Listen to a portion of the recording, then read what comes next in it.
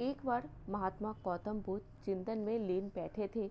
एक युवा ने आकर उन्हें प्रणाम किया और हाथ जोड़कर बोला, भगवान, आप मुझे अपना शिष्य बना ले। गौतम बुद्ध भगवान थोड़ा मुस्कुराए। उन्होंने पूछा, क्यों? युवक ने विनम्रता से निवेदन किया, भगवान, मैं आपसे ज्ञान पाना चाहता हूँ, मैं सीखना चाहता हूँ। कृपया मुझे बताएं कि मैं जीवन को शुद्धता और पूर्णता के साथ कैसे जी सकता हूँ। भगवान बुद्ध ने युवक से कहा, पुत्र, तुम मुझसे सीखना चाहते हो? अच्छा, किंतु यह समय सही नहीं है। तुम 10 दिन बाद आओ।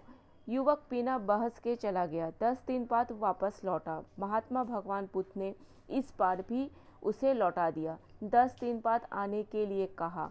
युवक चुपचाप चला गया। 10 दिन बाद वह फिर आया। महात्मा भगवान बुद्ध ने उसे पुनः 10 दिन के बाद आने के लिए कहा। यह क्रम कई महीनों तक चलता रहा।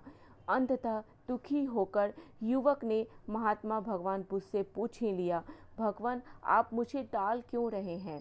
मैं आपसे ज्ञान पाने की इच्छा से आता हूँ और आप मुझे बार बार लौटा देते हैं, आखिर क्यों? भगवान महात्मा बुद्ध ने कहा, पुत्र, एक पात्र जल लेकर आओ। युवक एक पात्र जल लेकर आया। भगवान बुद्ध बोले, जाओ एक पात्र और जल लेकर आओ। युवक ने ऐसा ही किया। भगवान बुद्ध बोले, अब पहले पात्र के जल को दूसरे पात्र में उठेल दो। युवक ने चकित होकर कहा, किंतु इससे तो डाला हुआ सारा जल बाहर बिखर जाएगा। यह तो पहले से भरा हुआ है, पात्र में तो स्थान ही नहीं है कि और जल डाला जाए।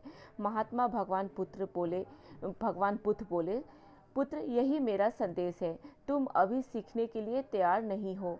तुम्हारे अंदर ढेर सारे पूर्वाग्रह भरे हुए हैं। तुम अब तक सुनी सुनाई बातों को सत्य मानते हो। ऐसे में तुम किसी अन्य नए सत्य को कैसे आत्मसात कर सकते हो?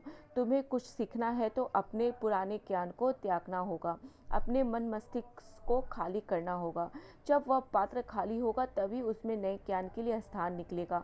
मित्रों, चीज़ें बदलती हैं, नई नई जानकारियाँ रोज सामने आती रहती हैं।